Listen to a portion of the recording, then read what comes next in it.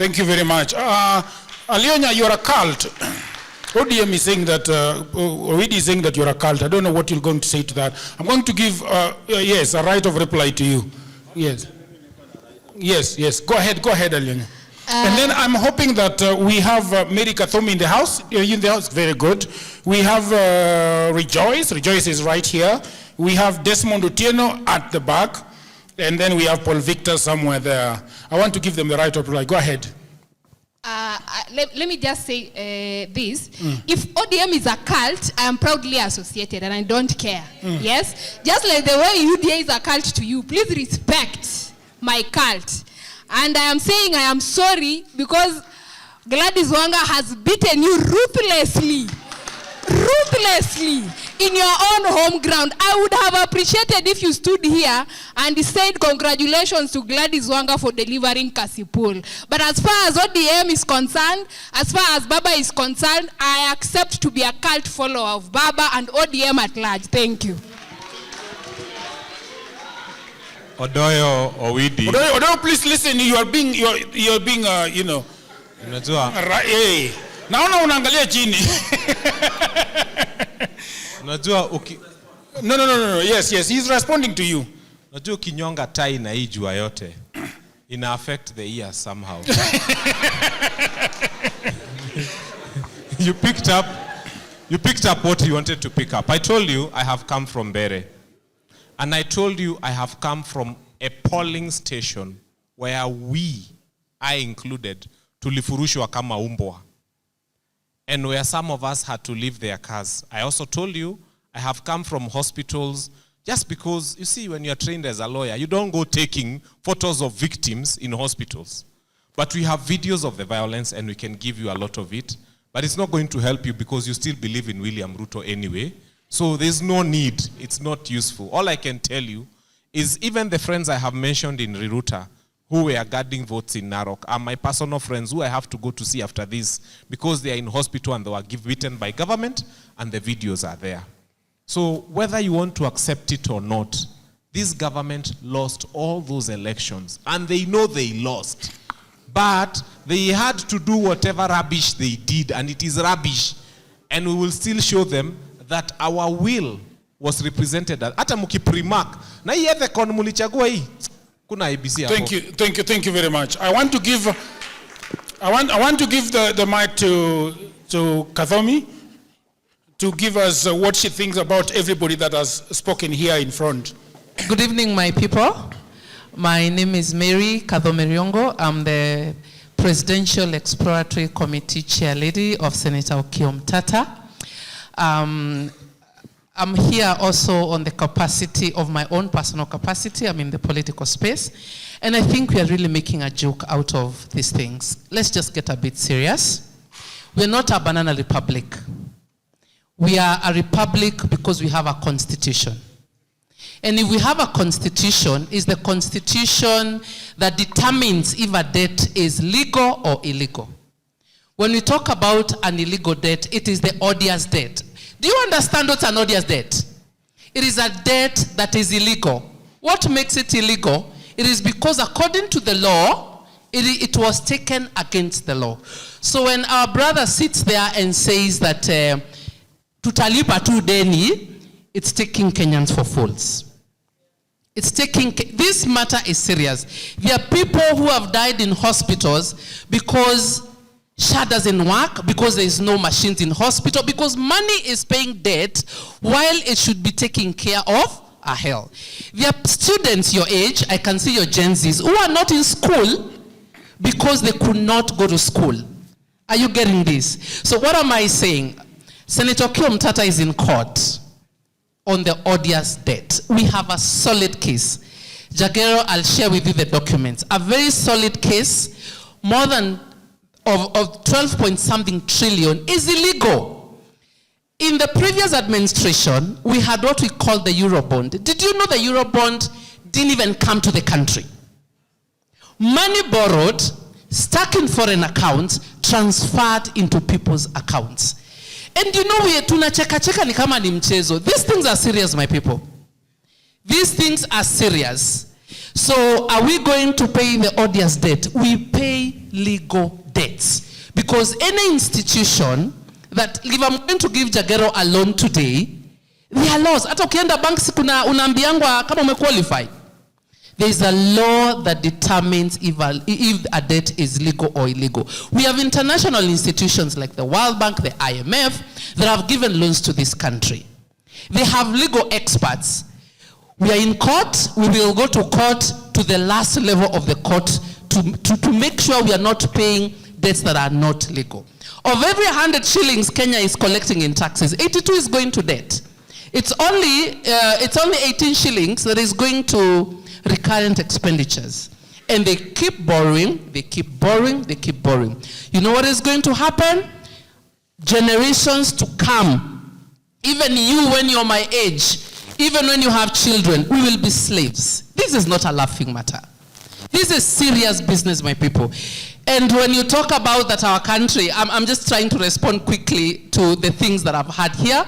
When we say that we're a tribal nation, it is not true. I from Meru, I voted Raila all my life. So you cannot tell me we are a tribal country. We follow policies, we follow leaders that we believe in. Okay? So we are not tribal, and we do not intend to be tribal in the future. We must break the barriers of tribalism. We must vote leaders on policy. We must. Thank you very much. Last one. Yes. When our speaker who spoke about health, he says that debt is good, even America has debt. Let me tell you the difference between the Kenyan debt and the American debt. Americans can just print their money and pay debt. They print the dollar. Can we print our debt? Do we have the ability of printing our debt?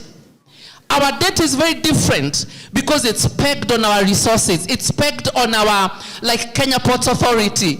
It's pegged on the Kenya pipeline. Those are the things, parastatals and corporations that belong to our country that are actually collateral on our loans.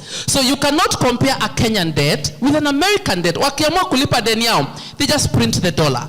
But they cannot print the dollar because they want to balance issues on inflation and such things. So this is not a laughing matter.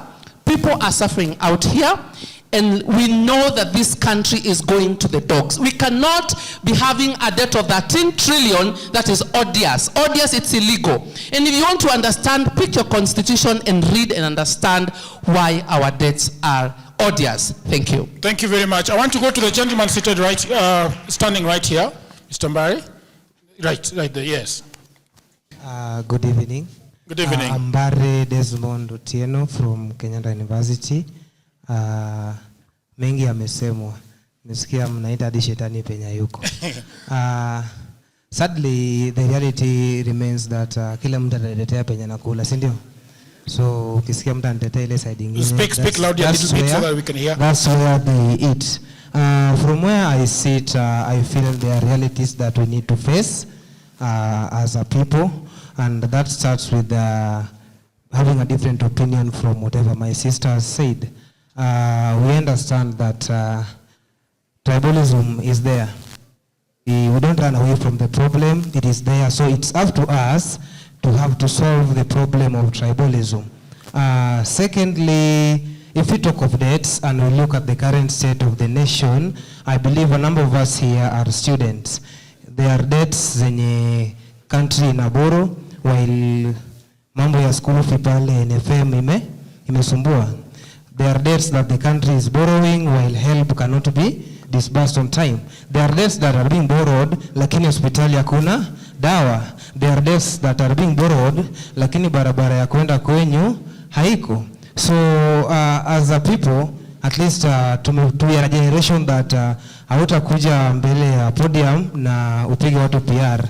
We are informed, sindio? So from those who sit in the tables where negotiations are being made, in the tables where decisions are being made, I can say we know whatever is going on and we can see. Sisi sio kama the past generations zenye ungekuja na a narrative, then they buy that immediately. So while the government is borrowing, those friends of government who are in the house, we need to see the impact of we borrowing, to the fruits in us. I'm expecting school fee yangu ikuwe paid. I'm expecting watoto wafanye KCSE bila kulipa, as somebody once said. I'm expecting IDs zichukuliwe bure, si eti sahi wamewaiva sasa kutudanganya kidogo kidogo. I'm expecting kama ni help nipate on time. Yeah, so kwa hayo machache. Thank you very much. Thank you very much. When my brother Fanya Mambo came in and Odoyo took over, I want to tell you this, that despite the problems that you are facing as a country, we are being led by very brilliant people. And the problem we are facing is that having a problem of being led by a brilliant person with no good heart. When you are brilliant and your heart is wrong, you come up with very bad ideas. In your brilliance, you can even concoct. Mtu alitengeneza sumu hapo mjinga. He was very brilliant, lakini alikaa chini akatengeneza kitu ya kuua mtu. And my friend Odoyo, the back and forth I saw, and this is a tactic Odoyo has perfected. It's called bait raging, rage baiting. Rage baiting is you make your opponent angry. And when your opponent is angry, most oftenly they don't think. They want to prove a point without engaging their brains. That's how you win, even in boxing. You make sure that your opponent is very angry at you, but you are not angry. So you calculate their moves. And that's what Odoyo is doing. He's making everyone here angry, and especially my brother has fallen into that trap. He is very angry. Look at what President Ruto is doing. President Ruto wants us angry so that we do not engage him from a point of logic. If we are not careful, you realize that more often we are deviating from what we came here to discuss. People shouting one term, another 2 term, and you look at somebody shouting in finishing, ukimuuliza wewe, why 2 term? Can you defend your thesis of 2 term? They will struggle to mambo ya ukabila ile huyu ndugu yangu alisema. Ati some of the people were silent when sijui so and so. Let me ask. We were here with Barbara Ilamolo Odinga. We were putting in check every government, regardless of where the leader comes from. Right now, for those of you here who think that you can be tribal, anyone who is thinking on the line of tribe is a very foolish person, sorry to say. Because look at Raila Odinga, a person who has been hailed as a person who is anti-Kikuyus, who is the most serving personal lawyer to Raila, the longest serving, Paul Mwangi, anatoka Homa Bay. Aya, kwa secretariat yake ya kwenda AU, Pauline Njoroge, anatoka Siaya. Who is the person who has been protecting Raila in the media? SK Macharia. He's not from Kasipu. You see? But we want to come here and say we are tribal. The only tribal person in this country is a struggling person. You and me who wake up every day thinking about what you are going to eat. And when you find something to eat, in finishing, it's your achievement. Hawa wangwana hapa juu wamejipanga. Wanakaa hapo nasema sisi kama Waluya, wale Waluya wamefaulu, wanafanya mikutano na wale kabila zingine zenye unadhani you are against. So the rage baiting tactic is working very well. I am asking you that you don't get angry. Hata mtu akisema kitu mbaya gani, please, when you get angry, you have lost. Thank you very much. Let's give Odoyo the right of reply. So Odoyo. They will get angry because I saw the mix. But anyway, I want to say something about the lady who said ODIUS and legal are the same thing. ODIUS debt and legal debt are 2 different things. In ODIUS, it is just a doctrine. So Kenya actually borrowed a lot of ODIUS debts legally. Number two, the lady said, SHA is not working because there are not equipment in hospital. I want to let her know SHA is an insurance scheme that pays bills. They don't provide equipment in hospitals. Then number three, to say that Kenya is not tribal because you voted for Raila is because there was no presidential candidate from your community. Number four. Surely. Huyu jamaa namna gani? No, listen to the truth, Bwana. Listen to the truth. Number four, she said Americans can print money. I just lack a good word to say what I think about that. Even Kenya can print money if it was printable. Money must be backed. Then Alionya, I just used ODM as an example. It is not the only cult. And I also want to remind you that sometimes ballooning of debt is not borrowing new debts. It is the interest rates, it is what we call penalties, and also currency devaluation. If you borrowed when the dollar was 100 bob and it is 160, you can see what will happen. And then finally, and most important, it is not good to criticize things without providing solutions. So sometimes I was asking the president, what are your solutions to borrowing? He told me that we are going to do public-private partnerships where the government doesn't owe anybody anything, or we will use sovereign funds. So thank you very much, ladies and gentlemen. Here you go. Okay, thank you very much. I think our bench is full of men. I think who wants to?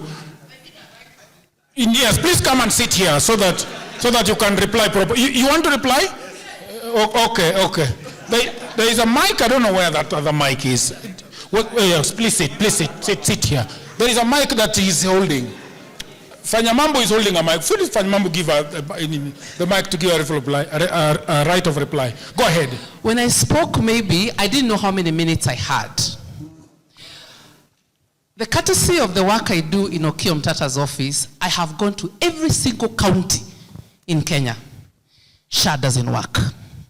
It doesn't work. It doesn't work. When I talked about equipment in hospitals, si kwa budget ya serikali kuna konga na budget ya health. Budget ya health kazi yake ni nini? Cancer machine, x-ray machine. Hizo vitu zinafaa zikuwe hospitali. That is the work of the budget of health. Sasa siongelei maneno ya SHA. I know SHA is supposed to pay for the hospital.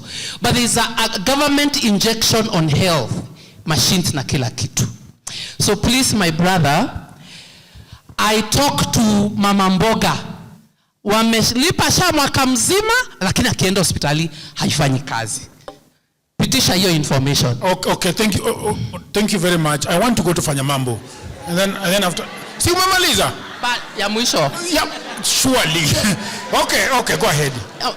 Si vizuri kuenda vile kuko. Okay. Number 2, please check what's the meaning of the word ODIUS. It means illegal. Illegal means the loan was taken without following the law. So my brother, when you say we have legal ODIUS debt, no. We do not have a legal ODIUS debt. ODIUS debt, there is the law that determines. It's not my feelings that determine if a loan is legal or not. So we do not have. Thank you. Okay? Kuna ingine sijajibu? Umejibu yote. Let's go to Fanyamambo. Wewe usiongee tafadhali. Lazima niseme. No, lazima niseme. You know, this is what I wanted to say. Okay. Health in the country is provided. Health is devolved. So don't come here to blame the national government if there is no equipment in Noma Bay. Mbona mic wanazima mic yako? Fanyamambo, please. Fanyamambo. It is your turn now. I want to give the mic to somebody in a red here. In the month of January, I remember 30th of January, 2024, I sat on a show with Jeff Koinange on Hot 96. And I spoke passionately about something called bursary. And I said MCA akona bursary, MP akona bursary, all the way to the president. And I said that if we amalgamate all this rubbish called bursary, we'll probably have enough money to educate everybody in this country. That conversation would find itself on the floor of Senate in the month of May 2024, courtesy of Senator Karongo Wadhangwa of Kiambu. On the 23rd of August 2024, Moses Wetangula, the Speaker of the National Assembly, would direct that a committee be created to discuss what I said on Hot 96 about our education system. Fast forward, on the 30th of April 2025, the Speaker of the National Assembly would create a committee headed by Junet Mohammed to discuss the issue of help and these things we call bursaries that are given to Kenyans. It would emerge that Kenya spends 103 billion shillings on bursaries every year, but we spent 27 billion shillings on free primary and secondary school capitation. That what we spend on this rubbish called bursaries is enough to educate all our children in Kenya, primary and high school, for 4 years consecutively. Alafu nasikia pumbavu akiniambia going to TV is wasting time and energy. That's why I tell them that some of us go to TV and we shape opinion, and that opinion changes a country. Can you imagine all the parents we have in this country not paying school fees? I'll finish by saying one high school child in a national school spends about 70,000 shillings a year. If what I submitted on national TV was to go through, each home would save about 70,000 shillings a year. That would have a lot of impact on some rural families. So let us just put the right leaders in place. Most of the leaders you put there are just rubbish leaders. Just put leaders who will bring real change to this country. Thank you. Thank you very much. I have you can say your name, please, and then ask your question or... Hi, so my name is Felista Sokoko, and my first question is just overall, because it feels like we are just audiences, as people like me who are not political aspirants or people who are not involved in politics. We are just audiences here. We are not being given a chance to speak on matters that actually really affect us. That is one. And two, I would just like to say that you guys are shifting the goalpost every single time you're taking the mic. Where are you standing? What are you standing for as a person and as a politician that is standing before us? And three, I am deeply saddened by the fact that you are disregarding issues like SHA, issues like debt. We've actually deviated from that, by the way, just to point out that we are dealing with. Me as a Gen Z, I'm struggling. The person who said that we do not need affordable housing, we need affordable housing, not necessarily by the government, but we need affordable infrastructure to survive and to live out here. So stop addressing these things as abstract stuff. They're things that we're living with, and please, do not disregard them as just politics or something that you're going back and forth on. We want productivity out of this meeting. Thank you. And a round of applause, very nice. We have a gentleman here. You can tell us your name, and then if the question is directed to any of the four or anybody in the room, you can tell us. Hamjamboni nyote.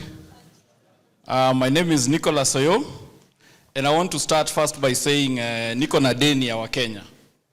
Sababu mimi ndio nilikuwa Uganda na ni Wakenya ndio walinileta back.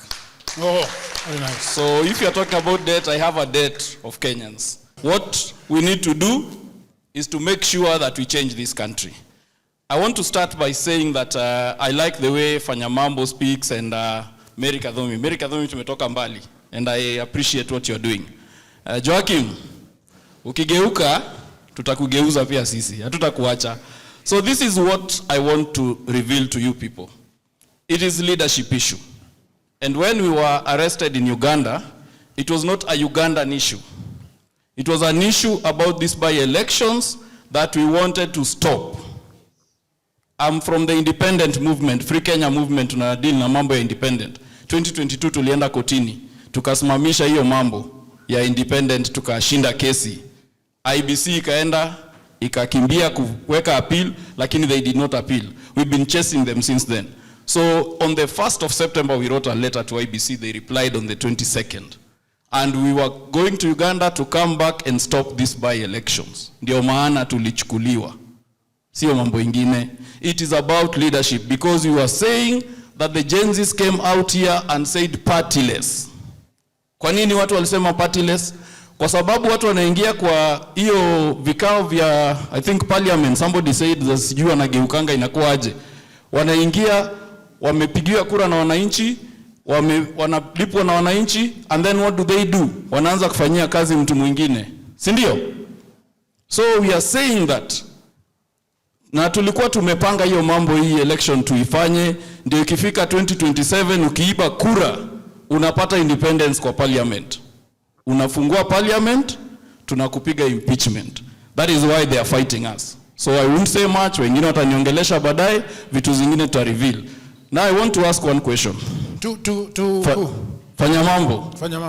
That is a very serious thing you've said, that vile hiyo mambo ya education. Because even us, we've been thinking about hii education tutafanyaje. But one thing I want to ask all of you. Do you think if this generation, because as we are pushing kitu inaitwa referendum, do you think this generation ikifanya itengeze vile ambavyo wanataka Kenya yao? Because you know we had this change in 2010. A lot of the Gen Zs don't have the history of this. Walikuwa wadogo. Do you think if we rewrite things, and I think Okia Umtata is talking about finance kushikana pamoja na treasury, which is a problem, finance ministry. Do you think we need to do that before we go to these elections? Because we are saying we need an electronic system. In Brazil, when they put an electronic system, disputes ziliisha. Walikuwa kama sisi, kila siku kotini. Tunaelewana? Kwa hivyo, I'm asking all of you if that is a way forward, because us, we are pushing that way forward. Thank you very much. Fanyamamu, please note that question. There is a lady at the far back, and then there is a gentleman there. Can we go to the other side after that? Sindio? Na sasa si mko wengi jamani. Okay, let's hear her, and then we can pick somebody. Hi, Odoyo Owidi. My name is Sharon Chamwoma, and I so happened to walk into this meeting by mistake because we are having a kesha here later. But you look very happy. You look very nice in your suit, and your socks are nice, and your shoes are very stellar. You're in a very, very good mood, but the country is not. You are so happy because people here have not given you a hard time enough.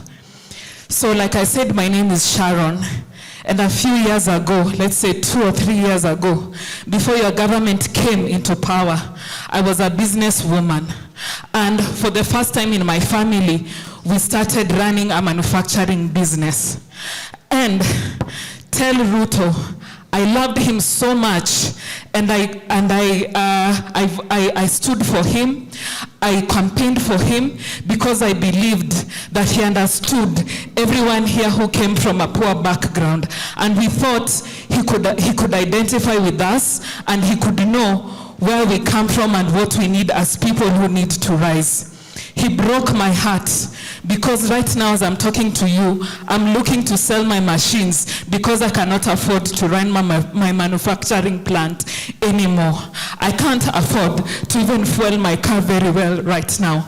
I am an educated woman. I am a businesswoman. I got into a business that only men in this country get into. Indian men, to be precise. I tried my best because I believed in what he said. He spoke so much about manufacturing. I got into the business and I trusted him. So I'm not speaking about myself to be narcissistic. I know I'm speaking on behalf of so many people here who are not looking for free things. We are not here, we don't just want free housing, free health, free anything. Me, what I hoped for from the bottom of my heart was a a conducive environment to run my business, a conducive environment so that I can be able to educate my cousins, to educate the poor people who live around my ushago. It does not benefit me to live in Nairobi and I have relatives in Ushago who are waiting for me to make enough money to take them back to school. So it is so unfair. Tell him to stop the lies. We want our systems to start working. Tell him to stop the lies. All we want is a conducive environment to work and to do our business as well. I don't know if you are listening to me or understanding me. Everyone here can speak good English. Everyone here has probably gone to school. That's why we can sit and understand. So we are tired of the lies. We are tired of the promises and everything. I just want to wake up and be able to run a business as a woman. Thank you very much. Let's go to the gentleman over here. Please say your name and your question. Ano Merako Kibiroka. Go ahead. Viva, comrade, viva. Viva, viva, viva. I'm just giving myself energy to speak because honestly, a generation that I had a lot of hopes in, it has failed me. And that is my generation. Jinsi tuko hapa. Tuko hapa kweli? What is our cause? What we started in 2024, what is? So, let me say this. I want to respond to one question. There was a lady, I can't remember her, but she said a very important point. But again, about leadership. That the problem we have in this country is leadership. But now the leadership we are talking of, the people we are talking of, they are the same people we voted for. I just want to give a little reflection of what happened in Malava, what happened in Bere North, what happened in Kaspu. You gave Leo Wamudente 15,000 votes when you knew he was a thief, he was a criminal. Mulipea au wakule Kaspu na kule Malava, I think 20,000 when you knew these are people from the government, the Rutos project. What do we want? So what is the problem? Sisi ndio shida. Now not unless tujibadilishe, we think about ourselves, we will never. This will remain to be a fallacy. That is the hard and the painful truth. Thank you. Thank you. Let me give to this gentleman over here, and then we can go to the Comrades, wisdom. Comrades, wisdom. I want us to be factual, and sometimes I tend to agree with Odoyo Widi and disagree with him. The woman seated next to Odoyo Widi says that SHA should pay for equipment. When did you see Jubilee Insurance buying equipment for an hospital? No, let me finish.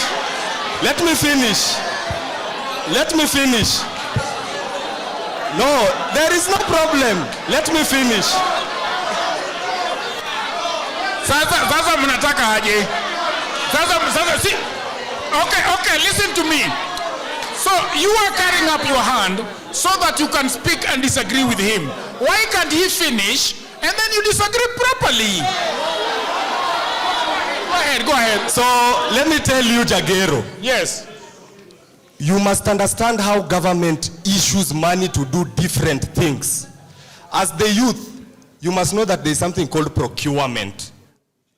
That is where we talk about devolved units that Odoyo was saying. That is where the lady should be saying, county, no, you are deficient of knowledge, young man. Comrade, she's called Kathomi. Yes, I will say. She's called Kathomi. I don't have time for such academic. No, I'm saying the lady is called Kathomi. So Kathombi, yes, there is a difference between politics and activism. You must understand that. And we must tell Gen Zs the truth. I'm part of them. We must say the truth. I'm not part of UDA or ODM, but we must say the truth. So let me say this. Let us have facts. We were seated here, and the lady seated next to Winnie is telling us that leaders are the problem. You are lying. Kenyans are the problem. Kenyans are the problem, and if you do not say the truth because you have makeup, you are lying to these people. As I finish, Jagero, let me finish. As I finish, we must inject. Comrades, injection. Comrades, injection. No, Jagero, wait. finish. Yeah, finish. Let me finish. 1 second. Jagero, you cannot even speak in 1 second. Let me finish. As I finish, these comrades are heavily pregnant with questions. Let me finish and then you can disperse the mic. Okay. Now, let me finish by saying this. If we argue with emotions, like how we did in this ballot, Ruto is just going to come back. So be factual. Let us have ideologies that push us to the ballot. That is when we'll win. Okay. Let us go the other side. Let us go this side. Let us go that side. Okay. Let comrade tafadhali. Thank you. Wacha tuende pande hii shwali. Alafu tukuja hapa katikati. Okay, go ahead. Thank you so much. Wacha ongee. Asanteni sana. Tafadhali yellow niongee. Excuse me. Let's calm down. Yeah, I appreciate. My name is Mark. I am a very good participant in Bunge la Mwananchi. That imetoa the AST Joaquin, but I'm running a group called IBM, Informed Ballot Movement. I admire my sister there vile amesema instead of using so much conk English, wacha tuongee lugha yenye leleweke ya mtaa. To the mheshimiwa, our dear MP, you know there is a reason why certain MPs will be called former MP, not the incumbent MP. And your views actually inaonyesha kwa nini you're not another term as a member of parliament. Why am I saying so? It's because I totally disagree with your view of the tribal argument. Kwamba you address the issue of tribalism. Na ukasema kwamba there's a group or maybe a community. The advantage has always been kwamba when they get power, they use it to their own resources. I'll actually point out a very good view in 2022. Kuna mtu anaitwa Mudavadi and Wetangula. Sawa sawa? When they went to negotiate for a seat to the current government, wali negotiate on behalf of the whole of Western.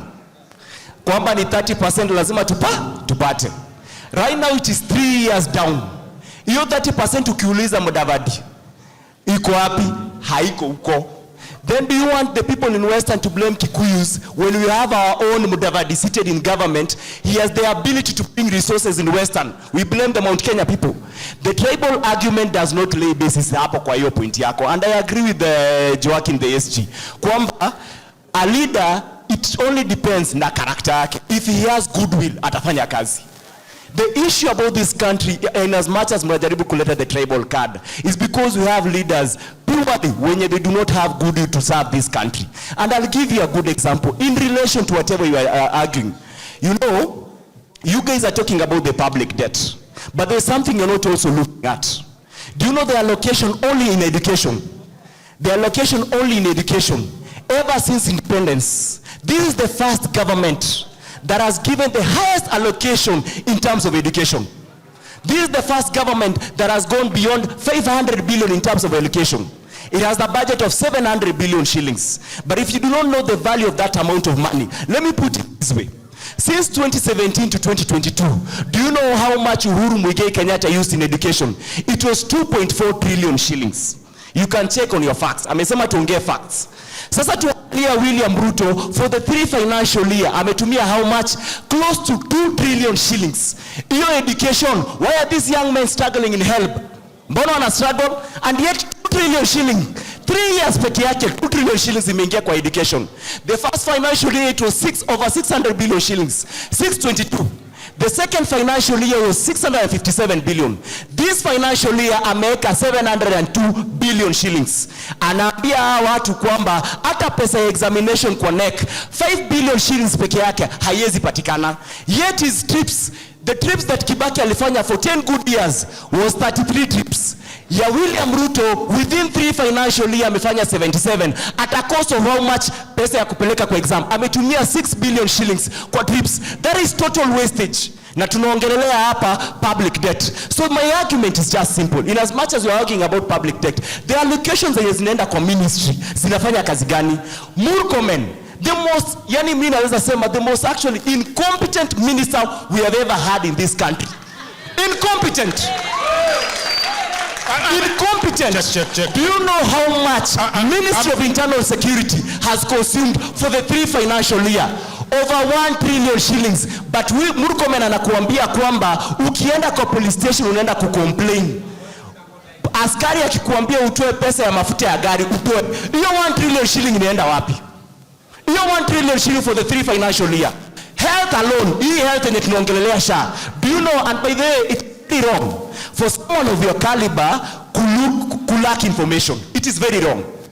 Because health is not entirely devolved.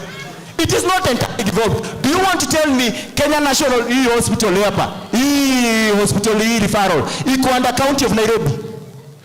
It is not, it is national. It is not entirely devolved. But do you know how much has gone to the Ministry of Health for the 3 financial year? Over 400 billion shillings. Over 400 billion shillings. How many cancer, when wanaumia na cancer, wanaenda nje kutafuta matibabu? Even the elite, there is one person aliongelea hapa cancer. Increase allocation ya cancer kwa SHA from 500B to 800. But my argument is just simple. Kwamba increase hii pesa kwa hii mambo ya handle cancer. But the hospitals do they have the capacity to handle hiyo ugonjwa? How many cancer patient wanakufa kwa hizo hospitali? So at the end of the day, the problem I have with William Ruto, and my sister there has said a simple thing. Kwamba William Ruto has turned to be a pastor. Hiyo kitu naita occult. Anauza hope kwa Kenya.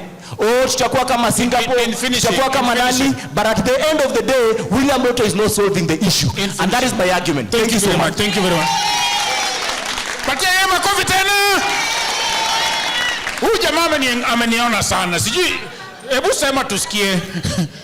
Good afternoon, everyone. My name is Omondi Eric. I'm all the way from Maseno. So I see we already veered off from the topic of the day, which was the state of debt of the country. And I'm going to, I'll invite Simiyu, I'll put this as a question to you as well. So the topic of the day was the state of the debt of the country. Now, you people have mentioned terms like ODIUS. I will leave the semantics to Mr. Odoyo-Ide. But let us look at this, for example. Now, you people have told us that the debt is odious, but the gentleman who started speaking earlier started by saying that it is not wrong for a country to have debt. What is important is what we do with the debt. Now, your party, Safina, you've told us clearly that we have odious debt. We agree partly with that, but you've not told us what you intend to do other than just mentioning the point of the odious debt. Now, we have a government here that had a very elaborate manifesto when it came in. The government that promised to open up opportunity for the youths. We have a government that is currently working on the road that is going to be the most consequential in the economy of the country. And I have a personal story for those of you who have said that SHA is not working. Because of time, I'm not going to be able to tell that story, but I would just want you to invite you to look at the facts. We have a government that promised so much. We have the Talanta Stadium that is catching up. The most expensive, but we should look at the long term in terms of how is it going to open up opportunity in for finishing. So otherwise, I want to invite you, my fellow comrades, that from the side that is only asking us that we fight the government and not telling us their manifesto or what they intend to do for us, let us examine the manifesto that was given and let's look at the facts, what has been done and what is going to be done in the near future. Thank you very much. I want to go back to this gentleman on the stage. I'm coming back to you guys. Yes. I want to, Odoyo wamekugonga, wacha nikupe. I thought they would be asking questions, but nevertheless, there was a lady who talked there who worked lyrical about how our business fell, but she didn't tell me President William Ruto's contribution to the falling of her business. I kept on waiting and I never got it. Now there's something we need all to learn, is learn to listen to the people you like what they are saying and the people you don't like what they are saying. And the best way to destroy what they have said that you don't like is lift up your hand and also let yourself be listened to in silence. That is what works. But if you make noise about it, in the end, it will not work. You know what I have learned to do? when I post anything, I make one spelling mistake or grammatical. So everybody's commenting about that, but the message is home. So nobody actually shoots it down. That is a way of dealing with people who act by instinct. We sometimes need to use a little logic. I heard the way the gentleman talked. The only thing I can say, what he has said is largely true, but it has been true like that since 1963. Let's work on a way of sorting it out. All right, people of the internet, I hope that you're enjoying this episode very much. And I just had a break to tell you about my new book. You know, everybody says that there is no job, and that is true. Also, that was me 10 years ago. The problem is that everybody is trying to get a job in their town, in their city, in their marketplace. They ask friends for jobs, mothers call uncles, uncles call brothers, but there are no jobs. Let me tell you what no one is telling you. Jobs migrated online. What I actually mean is there are many, many jobs around the world, and there is no one to do them except you. I work for Americans myself. I work for Europeans. I work for the Chinese. I work for the Australians. I work for the Canadians. And so, because I have done so much for myself, I said to myself, you know what? I should compile what I've been doing for the last 15 years. So in 2024, I wrote a digital book called Goldmine 18 Hustles for Africans. And then in 2025, AI came. People say AI is taking away our jobs. And for me, I'm going to say false. There are actually AI jobs. Jobs are not being taken by AI, but there are new jobs online that are there because of AI. Now, mimi ni nani? I created more jobs. And for now, in my book, in my new book, we have 25 online and offline jobs that you can leverage on if you do not have a job. So in this powerful volume 2, I share 25 new actionable online hustles specifically researched and tailored for Africans. My new book provides clear step-by-step guidance drawing from my extensive experience and research, including the mistakes I've made and lessons I've learned over the 15 years that I have worked online. So, what can you do online? You can become an executive assistant for busy folks in Europe, America, Canada, and get paid for tasks like watching videos and taking online surveys. Okay? You can build a lot of things. Build a business as a virtual assistant, start an e-commerce shop without capital, be an affiliate marketer, or you can also become actually an English tutor and tens of AI jobs. If you have a job, that is fine. But I also know that you can buy this book for that brother, for that sister, for that mother, for that cousin, for that husband who is watching Netflix all day at home. Buy it for your friend who is always asking for cash. You know that friend. Now, all the information is on the description below. You can also inbox me, you can WhatsApp me, or go to my website, which is odworjigero.co.ke. And now, back to programming.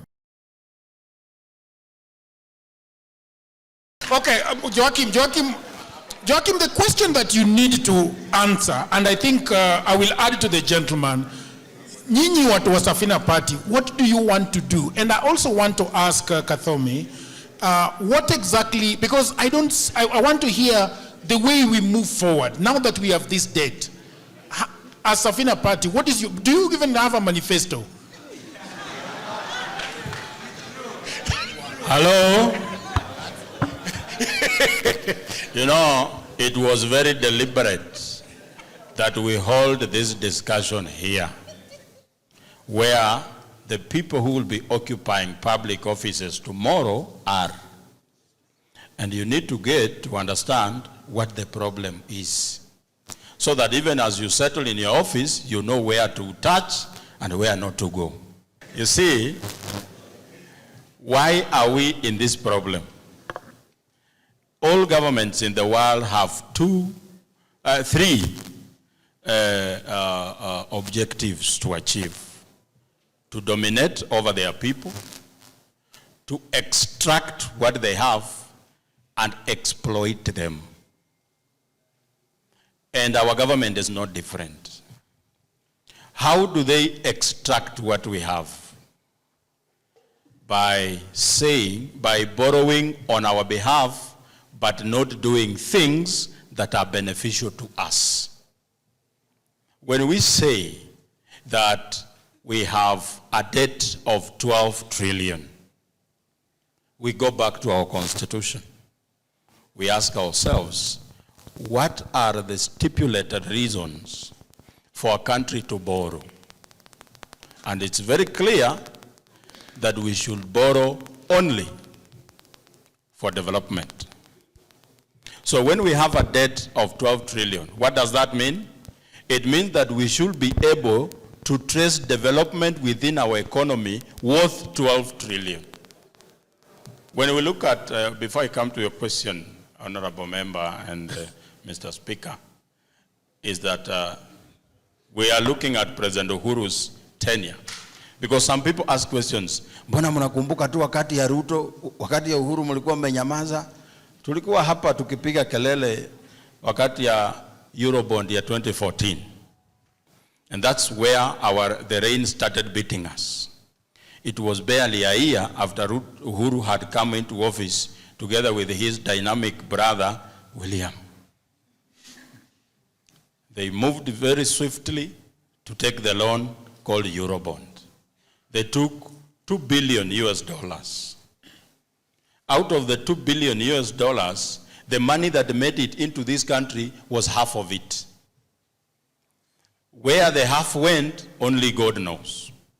And right now, the person best suited to answer that question is Henry Rotich, together with the current central bank governor, Kamau Thuge. He was the PS for finance at that time. The other person that needs to be asked a question about the Eurobond of 2014 is Attorney General Githu Muigai and the Accountant General of Government, Bernard Muiruri. Those are the people who started siphoning the resources of the people through debt. And they graduated. They have done that for so long. Today, you have to bear the burden of the debt your country took, not for your benefit, but for their own. How do you keep people poor? You make sure that what they make, you take, but they don't get it back. So how do we take what you make? We make sure that we come up with so many deductions on your income. When you have a pay slip, we come up with a house levy. And you can be sure as deaf, you will not benefit from that. And we sit down and think we have devised a way of surviving, even with the house levy. We come up with another strategy of cutting money from your income. Wasema sasa tunataka some fund ya kujenga mabarabara. So at that time, all your income and what you remain with is for survival. The first thing you think about in the morning is how you are going to get the next meal. That's why this government, ukiwauliza, what have you done? Wanakuambia, bei ya unga imeshuka. So that you think about food. As I answer the question, what we intend to do is Safina. And this is the blueprint I want to give everyone so that we need to understand how Safina government will look like. We are very categorically clear that most of the debt we are paying is illegal, and we are not going to pay debt that is illegal. Suspend debt payment pending audit. It's an agenda that is even in the 10-point agenda that formed this broad-based government. So we are not hallucinating. Once you stop paying debt, you audit that debt. And you also need to remember what was John Mbadi saying before he became Minister for Finance. One of the things he promised he will do is that he will publish the debt register. It is a year plus later, they rarely talk about it. Do you know why? Because nearly everyone in government is complicit to that crime. And you need to check how is the external forces contributing to the problem that we have as a country. And I want to pick John Mbadi also as an example. that who was his first visitor in office. Who visited him first? The World Bank and IMF. Why is World Bank so interested in knowing our new finance minister? When you look at the history of our country, majority of our finance ministers have at one time in their life worked for World Bank or IMF. So sometimes people come and say, I have resigned from World Bank so that I come to work here. No, they have been reassigned to come to work for World Bank and IMF here. The finance bill that killed in finishing. In finishing. Yes. Because I can talk all day. Yes, in finishing. Because you know the guy next to you does not come from Safina. Yeah, I understand. Yes, and he's telling me to stop you. You see, the problem with being born with a lot of knowledge is that you want time to dispense it. Yes, I'm writing a book. I will launch it in March next year. So, you have dealt with my flow of thought. Yes. When you realize that even outside forces want us to remain poor, who was the person who was making the most noise about implementation of the finance bill that killed Denzel Omondi? It is IMF. They wanted that finance bill to pass, very draconian, so that you pay taxes that make you poorer. Because look at what they get when you are poor. They continue being great. We are a country that imports nearly everything. And why? Because energy in this country is very expensive. The lady that was complaining about manufacturing, and ODIUS was wondering loudly how William Ruto contributed to the failure of that business. If the regime you are in charge of is making energy very expensive, it makes manufacturing equally expensive, and there is a knock-off effect at the final consumer of the product you are making. Because manufacturing, transportation, storage needs what? Energy. So as Safina government, my friend, we will suspend all debt pending an audit, so that every coin we pay as a country is the debt that was taken legally and was used to benefit you as a sovereign. Fanya mambo, Thank you very much. Owidi also has been writing a lot. Hii makofi yenye una force bwana. Hebu piga makofi kubwa.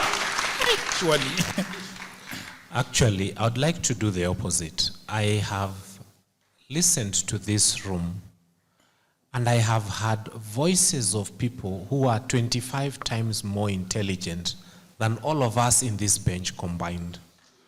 So I want to donate the time I had to 2 comments from this floor, one lady and one guy. Oh, great. And I'll pick. Yes, please pick. Okay, I saw that hand first, so I'll give you 2 minutes. And I said a lady and a guy. And there's a lady over there that has been... Okay, there's a lady there.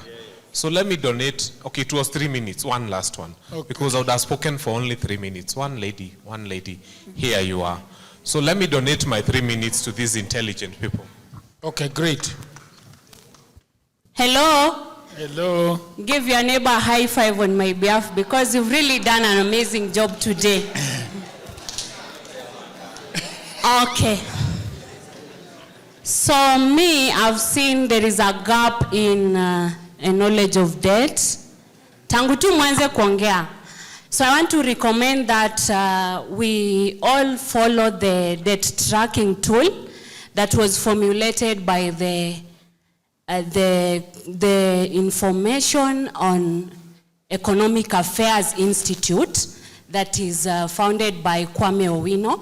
It will give you an overview of how our debt is looking like, from the debt data to the sources to how it is being visualized in terms of trends. I would really recommend that as we follow the slogan that Alionya was saying, that going forward, our country is doing badly, and all these debt were taken without our consent, or maybe if they were signed by our members of parliament, but we really need to do something in terms of fixing that.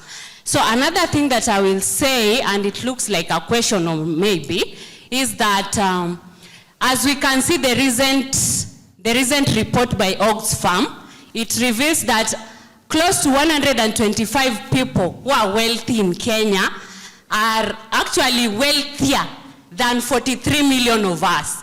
So we can see there is a lot of opulence that is happening in our country. So how can we fix this to help us bridge the debt crisis that we are having? I know the intellectual minds are here. You can help us on how we can fix that. Thank you. It's okay. Jendrick Sotieno is my name. I'm a student leader at Kenyatta University. When you are not in it, you call it corruption. When you are in it, you call it connection. We are here, we are crying of this issue of public debt and things of the sort. I just want us to open our eyes and use a different lens of viewing these things. Despite the fact that you are in the government or in the opposition, doesn't matter. Let us talk the facts. The politics in the issue of the public debt is, it has been said, is the issue of leadership. We just need a political hygiene in Kenya as a nation, and we must magulify the leadership here in Kenya. What do I mean by magulifying? This is what I mean. We must be leaders enough to stand and to lead a nation, not to benefit ourselves. I want a government that is leading his nation, who is just taking his nation back to the old stone ages, in that a government doesn't want to support education. It was just the other day, the lecturers were on strike for 49 days. 49 days of pure strike. And as the students were here, our programs were disrupted. Then we are here to defend this government. For what? For which reason? Gen Z, we are leaderless. We are everyless. I think everything is less with us. So what we need is just to magulify the leadership we have in Kenya. And we need political hygiene. Political hygiene starts with me and you. I love that lady who said she's going to stand for Wawedono Machakos.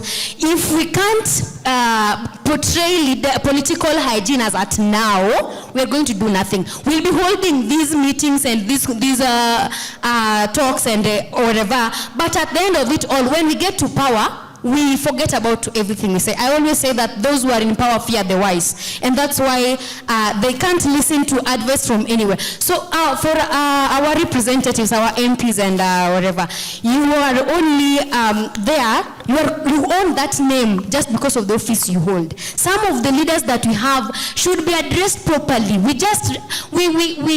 galvanize them by the names honorables instead of addressing them properly as horribles. But why do we do so? Thank you so much. Ponder on that. My name is Samuel Jobungo. I'm the chairperson of the Revolutionary Students Commission, a student in University of Nairobi. I want to counter what my fellow comrade has said about partyless movement. I want to ask her if she was in the Gen Z demonstration last year. We are not supposed to be partyless. The thing that you are lacking as Gen Z is that we don't have leaders that can forefront our ideas at the front. The thing we lack as Gen Zs, we lack a party that can formulate policies or be at the forefront demanding for our rights. So what should I say right now? I've heard all of us saying about that we have an issue that Gen Z has failed us in registering voters. The reason why Gen Zs are not registering to vote because they don't believe in the system, and it's very evident. Last year, over 1 million Gen Zs demonstrated that the power lies on the street. And I want to say to my friend there that we will not remove you through the ballot. We will remove you through the streets. And we will think people like you will go to jail. We will have no mercy for our oppressors. Thank you, thank you. And the money you have stolen, we will take it back. And we will hang you. Okay, hey. Already unasikia? Mzee Wedi unasikia?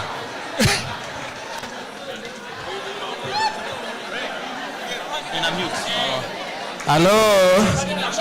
Yes, go ahead. Thank you very much. My name is Lewis Onyango from Kenyatta University. Now, first and foremost, let me come closer. Because I want to dispense wisdom. One, my first question direct to Joachim. I was listening keenly to you when you were talking, and you started telling us what your party is going to do for us when by one day or one time we elect you. But immediately you started, the first thing you mentioned was who visited one and only finance person, that is Mbadi. And we are wondering, as a government, is it only debt that hinders or affect the nation? That one is a question, you'll answer that. Another thing the direct question, this lady who wants to be an MP, I want to tell you vividly enough that you have some people who are supporting you, and let me tell you, you can't say that by now, you people, like the leaders who are seated at the podium, you know they are like the ads, those ads which appear in the PDF when you want to read a PDF.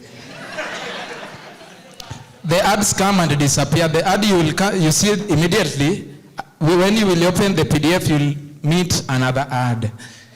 Why am I saying this? One is because the lady there, she must have people who are supporting her. And we can't say that those people are clean enough and those people are not affecting, like now, there is a person who is seated at that seat where you want to be. And let me tell you, for you to be there, you will look for these people. How? One, at any point or at given point, for you to win an election, let's take it for example, for us leaders in the university, for you to win an election, you will use money. Using money to buy people such that they can vote for you. This one starts in university. And let me tell you, I want to tell all those people, there is this thing you people are saying there. I heard Joachim talking, the lady there talking. All questions are to Odoyo Wade. Let me ask you, now that Odoyo Wade is supporting William Ruto, now you don't want William Ruto. The next question is, who do you think can be in that seat?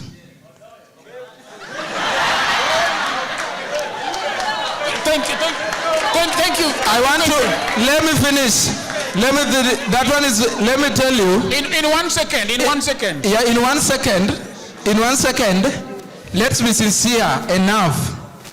It's better the satanic or the Satan we are used to than the one that we are going to. Let me tell you, I don't want to say it is 2-term or 1 term, but to be sincere enough, let me tell you, and this is vivid to the university student, this thing we are practicing there in our schools. We know that we will be saying that the bursaries, mara nini, iko na shida. Wacha amalize. The bursaries, iko na shida. We also as the student, we have talked and we have gone to the street to fight for this one. But this thing, it cannot end. Reason being because of the leaders that you have elected. Thank you very much. Thank you very much. What is it that you want to say? What is it that you want to say? Hello. Yes, my name is Emmanuel Ouma, and I'm here courtesy of Mr. Odoyo. And I want to address 2 things. Number 1, okay, that's good. I want to address 2 things. Number 1, ODIUS debt. Okay. Illicit debt and illegal debt. There is illegal, there is ODIUS, no. There is... There are 2 things. 3 things, right? There are 2 things. Okay. There are 2 things. ODIUS is the same as illicit. And it is different from illegal. Illegal is against the law. Whatever tests the legality of something is a court of competent jurisdiction. Before October 2023, we had a nominal value of 10 trillion shillings as the cap of our debt. Post 2023 October, we came up with a a debt anchor, 55% of our gross domestic product. Currently, our debt is at around 68 or 69% of the gross domestic product.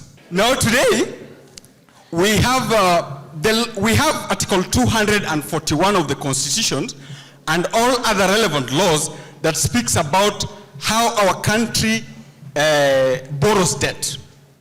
Now, there is no court of competent jurisdiction that has said that our debt is illegal. So as things stand by today, our debts are legal. Our debts are legal. Our debts are legal. The odiousness of it is another question for another day.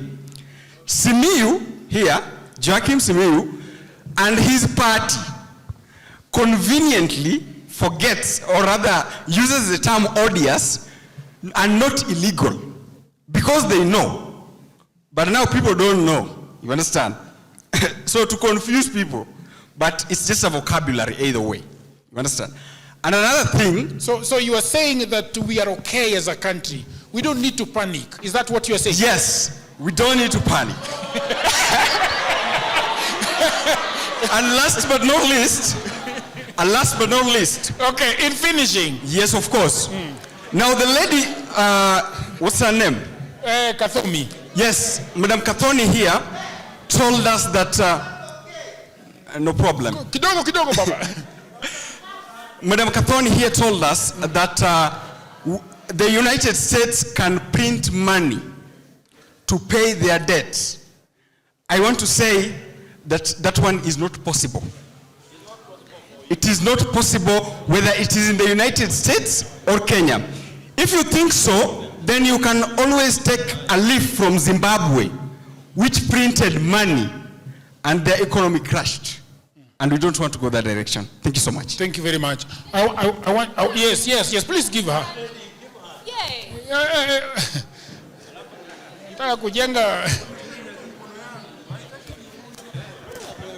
Okay, go ahead, darling. Thank you, everybody. My name is Christabel Ndia. I am the chairlady Change Makers. It's a group of young aspirants. And because we are here, mi naongeanga ukweli, Mr. Wadanganya. Tuko hapa Gen Z, nani yako na kura? Inua mkono. Eka chini. Wacha niwaambie, nasikia mtu akisema ati dialogue tuko nayo ni kwa street. Dialogue yenye tuko nayo si kwa street, ni kwa ballot. Another thing, mnakuja hapa mnatuambia ati leaders, we are the problem Kenyans. Viongozi wabaya wanatoka katikati yetu. Mimi nataka kusimama MCA, let's say, nataka kusimama MP. 2028 kukikuwa na shida place na simama, si nilitoka kwenyu. Si mimi ndio shida. So you as nyinyi kama young people ama wa Kenya, nyinyi wenyewe, nyinyi ndio mna sisi kama wa Kenya ndio tunasow hizo seeds mbaya. And I'm a good student of ufanya mambo. Let me just say, and I thank you for giving me this opportunity. What I want to tell you as Gen Z, mnasema sahi ati atu-vote, atufanyi hizo vitu. Gen Z, nani walikuwa goons mbere? Ni sisi young people. Nani bloggers wanalipwa na serikali kuongelelea watu wengine? Ni sisi. Si ndio? Wanatoka among us. So if you want that change as young people, sisi wenyewe, sisi we are so much that we can make that change that we want in this country. Another thing, let me ask Simiyu one thing. Simiyu anasema ati ni wa Safina party na Simiyu unaongeleshwa. This is for you. Una support Safina and you are for the young people. Mbere kulikuwa na a young person ametoka Safina. Nimeona ODM wali support Boyd. UDA walikuwa na mtu wao. Where were you in Safina supporting the young person? So that is what I will say. And what I will say, mchukue kura. Okay. Joachim. Mshike hapa chini. Okay, sawa. Mshike. Wisdom. Good evening, everybody. My name is Valencia Orua. Jagero, this is for you. Next time, ukituletea panelist, kindly bring us people who will not deviate from the topic. Number 2, hii deni mnatuambia Kenya iko na deni. We do not know how these debts were taken. They took the debt without our consent. When you want our opinion now, unatuletea panelists who cannot give us the exact things that we need. Now as Kenyans, me as a Kenyan, nikitaka kulipa hii deni, I want to be told, when was this money taken? How was it taken? What was it taken for? Does it benefit me as a citizen? Now, if you want my opinion to say whether I should pay this debt, then as it stands as at now, I do not know, because mimi sijui pesa inafanya nini Kenya. Now, sisi kama Gen Zs, I want to tell you guys, we are the problem. We choose people who cannot lead us perfectly, alafu tunakuwa na issues. Thank you very much. We are lost. Time imeenda sana. I want to hand it over to Joachim, who is finishing this meeting today. Odoyo.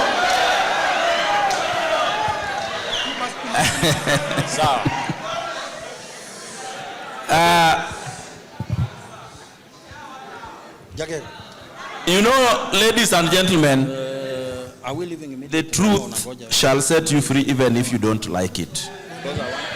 There's something I forgot about that gentleman in a red beret.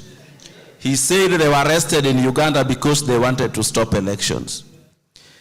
If there was an election that was not going to help this government, it was this by-elections. If you could have stopped it to the next general election, I'm sure the government would have minded. So I think you need to look for another reason. And then there is some mythical 10-point agenda that has been going around in this country again and again. Today I have had Simuyu talking like he knows what it is. Have you ever seen somewhere those 10-point agenda are listed? Have you ever seen? Alionya, your party is the custodian of those 10-point agenda. Tell your Secretary General to publish those 10-point agenda so that the country can see. Hii mambo ya kuambia kuna 10-point agenda mahali na tujaona na sisi ndio wananchi hatutaki. Now, next, there is something I wanted to tell you guys. The total world debt, public debt, is about slightly over 100 trillion. And every country has debt. Don't you think if she gives me 3 trillion, I pay him, is 3 trillion, he pays him and pays back, the debt will be over? What do you think? Who is owed this money? Because even the richest countries have debt and are large. In fact, the United States have debt that is about 5 times that of Kenya. Actually not 5 times, 500 times. And it is one of the richest countries. So I think we're spending a lot of time on these debts because we do not understand what is going on. Number 2, and finally, the second last. I have seen you people differ here, and you differ very bitterly. Don't be bitter. 2 people differ because they have different information or they understand things differently. That is why the Wazungu walicoin something, they just differed in opinion. You just differ because you don't have the same information. Sometimes I talk here because I have some information dating back to the Moi regime. Actually to Kenyatta. Kenyatta died when I was 10. So I have this, I have accumulated this all the way to today. But then you come and talk here. The only bad person you have ever seen is probably President William Ruto, if he's really bad. Sometimes you need to go back and ask certain very critical questions. Because when we listen to people as a public, or the way you are listening to me, rarely do you go back to think of if what I am saying is really true. As long as it sounds logical, maybe you go and clap. But when you go back and look at it, then you find it's very, very wrong. Just like this thing of SHA. It is the most misunderstood concept in this country. SHA, first of all, is an organization which owns SHIF. And SHIF is an insurance organization where you contribute your premium so that they pay your hospital bills. So when you go to Homa Bay and they tell you they don't have medicine, that has nothing to do with SHA. Or they tell you we can't treat you because you have not contributed. It is not SHA which contributes for you. So there are many things. We need to understand these things. But when leaders walk and tell us SHA is not working, is SHA a human being? It is. SHA is an writer of your medical bills. Hello? You can't say an insurance company is not working. SHA pays all bills to all contributors. Maybe if I ask you if you have contributed for SHA, you will say you haven't. So, SHA is the only working thing that I know in this government. And I have myself benefit from it. You come and benefit with me. Wacha nisimame. Mugoaje? I want to first of all respond to the lady that is coming from the change makers. Hello? It's a privilege to hear me speak, so you need to pay attention. Yes, some people pay up in dollars to listen to me. You were asking where was I? All the three candidates we had were young people. And if we were to consider personal strength of a candidate, we couldn't have given the one in Mbeere a chance. But because he's a young man who needed to step out there and be seen, we gave him a certificate and some monetary support. I was in Narok, standing in solidarity with another young man who we had given a certificate as Safina. There is no one candidate who was above 30 years in this by-election. And we intend to be a young people-centered party. That even if we have 80 members of parliament, 60 are young people. So that we can do what we think they are doing wrong. Simama na namna hiyo. Alafu, iko swali niliulizwa pale. Ati, is debt the only problem? You know, sometimes I listen to people and I ask, which school are you from? And they tell me and I wonder. Because this country has a lot of problems, but today we are talking about debt. We cannot talk about all the problems of the country in one day. And we are talking about debt, and you are asking about the visitation of IMF and World Bank to John Mbadi. They are in charge of fiscal policy formulation of this country. You see? So I don't need to, and my friend is waving two fingers in the air.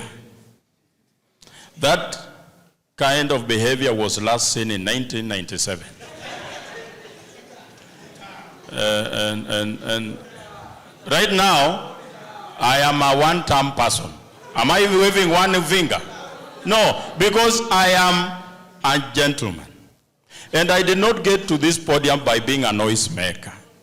I inject logic. So, could you please follow suit? You know, sometimes I get worried because this country has two problems. And it's very uncomfortable for me to say this. One problem is that we have a reckless regime. And the second problem that is very big, bigger than a reckless regime, is a reckless young people. You see, a reckless regime is called reckless because of its leadership.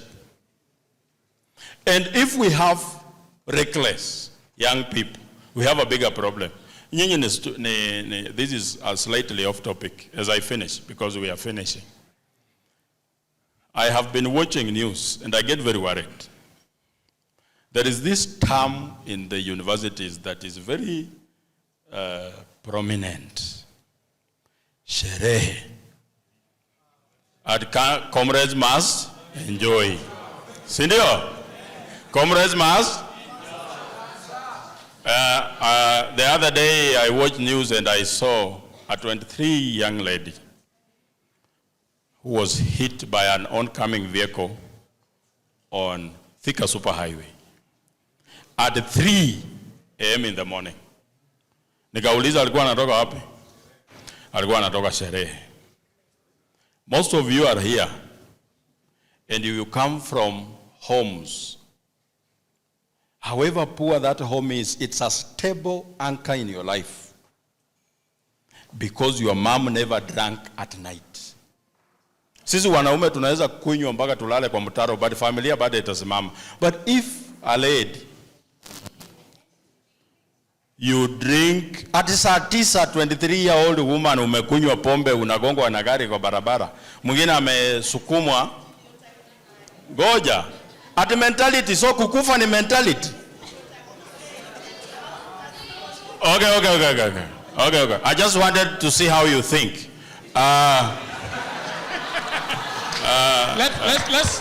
Let me finish by saying it has been an honor for me to be here to have a discussion. This is a democracy. We agree to disagree.